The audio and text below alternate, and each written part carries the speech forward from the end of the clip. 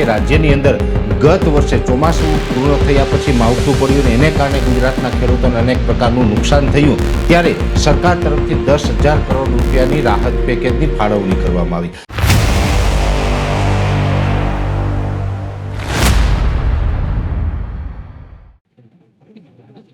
નમસ્કાર મિત્રો, વેધર ઇન્ફોર્મેશનમાં આપનું સ્વાગત છે અને હું છું પરેશ। ખાસ કરીને આજે જાણવા જેવી બાબત એ છે કે રાજ્યની અંદર ગત વર્ષે ચોમાસું પૂર્ણ થયા પછી માવઠું પડ્યું ને એને કારણે ગુજરાતના ખેડૂતોને અનેક પ્રકારનું નુકસાન થયું, ત્યારે સરકાર તરફથી 10,000 કરોડ રૂપિયાની રાહત પેકેજની ફાળવણી કરવામાં આવી। આ રાહત પેકેજ જે દરેક ખેડૂત માટે ફાળવવામાં અત્યાર સુધીમાં લાખો ખેડૂતોને આનો લાભ પણ મળ્યો છે। હજુ પણ ઘણા ખેડૂત એવા છે કે જેનું જે ક્રમ છે એ આવશે એટલે આનો લાભ મળવાનો છે, છતાં પણ રાજ્યના અમુક ગામ અને અમુક ખેડૂત એવા છે કે જેને આજની તારીખ સુધી લાભ નથી મળ્યો અને આવનારા દિવસમાં પણ મળે તેવી સંભાવનાઓ ધૂંધળી દેખાઈ રહી છે, આવું અધિકારીઓ કહી રહ્યા છે। શું કામ કહી રહ્યા છે અને શું મામલો છે એ જાણવું ખૂબ રસપ્રદ છે। આમ જોવા જઈએ તો જ્યારે પણ કોઈ પણ આફતને કારણે, પછી કુદરતી આફત હોય કે જે ડેવલપિંગના નામે સર્જાતી આફત હોય, સરકાર દ્વારા વિકાસના નામે સર્જાતી આફત હોય, કોઈ પણ આફતને કારણે જ્યારે પણ ખેડૂતને નુકસાન આવે છે તો એની ભરપાઈ છે એ પણ રાહત પેકેજમાંથી થવી જોઈએ। છતાં પણ રાજ્યના 16 ગામ એવા છે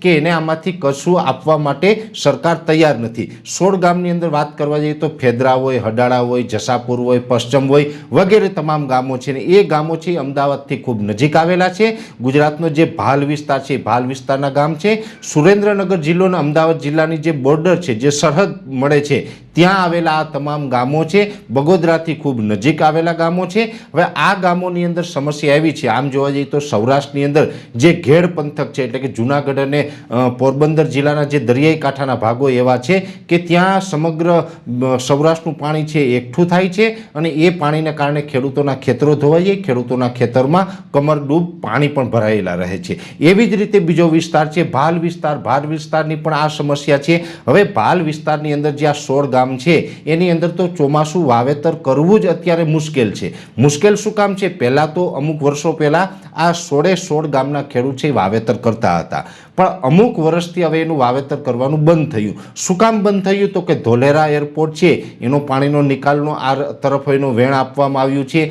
એ સાથે જીઆઈડીસી જે ડેવલપ થઈ રહી છે એનું પાણી પણ આવી રહ્યું છે। બીજી જે બ્રોડગેજની જે રેલવે લાઇન છે એને કારણે પણ પાણીના વેણ ફર્યા છે અને બીજા પણ અનેક પ્રકારના ડેવલપિંગ થયા છે। એ ડેવલપિંગ થયા એ સારી બાબત છે, ડેવલપ જે કાંઈ થાય એનાથી દેશના નાગરિકોને, દેશને ફાયદો થાય છે, પણ કોઈના નુકસાનીના ભોગે ફાયદો ન લેવાનો હોય। ત્યારે હું આપને જણાવું કે જે ડેવલપિંગ થયું છે ને એનું પાણી જે આ ગામોની અંદર આવી રહ્યું છે એટલે ચોમાસાની અંદર તમામ ખેતરો છે ડૂબી જાય છે, ખેતરોમાં ધોવાણ પડે છે અને ચોમાસું પાકનું વાવેતર છે એ આ 16 ગામના ખેડૂતો છે કરી શકતા નથી। હવે વાત છે કે જ્યારે પણ રાહત પેકેજની વાત આવી ત્યારે જે માવઠું થયું ને એને કારણે ગુજરાતના અનેક ખેડૂતોને નુકસાની આવી, ત્યારે રાહત પેકેજ જાહેર કરવામાં આવ્યું। રાહત પેકેજ માટે દરેક ખેડૂતોએ ફોર્મ ભર્યા, દરેક ખેડૂતોને સરકારે રાહત પેકેજ આપવાની ખાતરી આપી, પણ આ 16 ગામના જે ખેડૂત છે એને સરકારી અધિકારી દ્વારા એવું કહેવામાં આવ્યું કે તમે ચોમાસું પાકનું વાવેતર જ નથી કર્યું તો વળતર શેનું?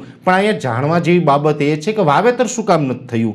તો કે વાવેતર એવું નથી કે ખેડૂત સદ્ધર હતા, ખેડૂતને જરૂર નહોતી એટલે વાવેતર નથી કર્યું, ખેડૂતને ચોમાસું પાકનું વાવેતર કરવું હતું, પણ જે આ ડેવલપિંગ થયું છે, એરપોર્ટનું પાણી હોય, જીઆઈડીસીનું પાણી હોય, રેલવેનું પાણી હોય, રોડ રસ્તાઓનું પાણી હોય, આ તમામ પાણી છે આ ખેતરોમાં ઘૂસી ગયા છે એટલે મજબૂરીવશ આ વિસ્તારના ખેડૂત છે વાવેતર કરી નથી શક્યા। એટલે એક તો વાવેતર નથી કરી શક્યા એ પણ નુકસાની છે, ખેતરોમાં પાણી ખૂબ ભારે માત્રામાં આવવાને કારણે ખેતરો ધોવાઈ ગયા છે એટલે પણ નુકસાની છે અને એને કારણે એ વાવેતર નથી કરી શક્યા તો એને તો ચોક્કસથી લાભ મળવો જોઈએ। હું તો આ એમ કહું છું કે ખેત ધોવાણ જે થયા છે એ ધોવાણનો પણ લાભ મળવો જોઈએ અને પાક નુકસાનીનો પણ લાભ મળવો જોઈએ, એટલે ડબલ લાભ છે એ આ વિસ્તારના ખેડૂતોને મળવાપાત્ર છે। એ હડાળા હોય, ફેદરા હોય, પશ્ચિમ હોય, જસાપર હોય, ધોળી હોય કે એ વિસ્તારના જે 16માંથી કોઈ પણ ગામ હોય, દરેક ખેડૂતને આ જે હક છે એ મળવાપાત્ર છે, છતાં પણ આજ દિવસ સુધી મળ્યો નથી। એટલે હું પણ લેખિતની અંદર અત્યારે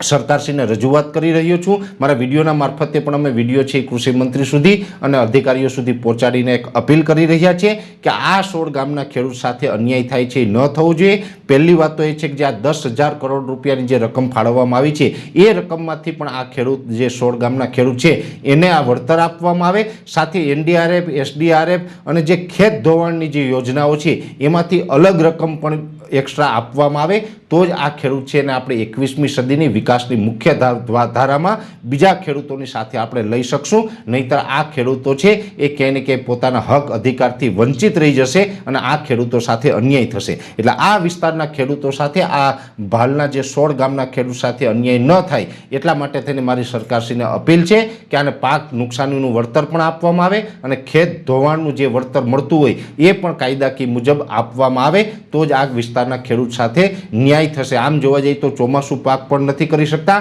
અને શિયાળુ પાક પણ અનેક ગ્રામ્ય વિસ્તારમાં નથી થઈ શકતો, કેમ કે ચોમાસું પૂર્ણ થયા પછી પણ પાણી જે ઓસરતા નથી ને પાણી ન ઓસરે ત્યાં સુધી વાવેતર ન થઈ શકે આ સ્થિતિ છે। એટલે આ ખેડૂતોની જમીન છે એ માત્ર ને માત્ર કાગળ ઉપર જમીન રહી ગઈ છે, પોતે એમાંથી કંઈ ખેતી કરી શકતા નથી કે પોતે ઉત્પાદન લઈ શકતા નથી। એટલે આ વિસ્તારના ખેડૂતો સાથે આપણે સાથે મળીને એની ઉપર ધ્યાન આપીને ચોક્કસથી કાંઈક રસ્તો કાઢવાની જરૂર છે તો ખરેખર આ રાજ્યનો ખેડૂત, આ દેશનો ખેડૂત છે એ સુખી થાય, આગળ આવે। એટલે સરકારશ્રીને અમે લેખિતમાં પણ આ રજૂઆત કરી રહ્યા છીએ અને આ વિસ્તારના જે 16 ખેડૂત છે, 16 ગામ છે એ 16 ગામના ખેડૂતોની જે હજારો હેક્ટર જમીન છે એની અંદર જે પણ નુકસાની હોય એને તો આ હક આપવામાં આવે। સાથે સાથે અત્યારે જે આ 10,000 કરોડની જે રકમ ફાળવી છે એમાંથી લાખો ખેડૂતને અત્યાર સુધીમાં લાભ મળી ચૂક્યો છે, એની અંદર હવે જે બાકી છે એને પણ ઝડપી કામગીરી કરીને ઝડપથી આ જે સહાયની રકમ છે એ આપવામાં આવે।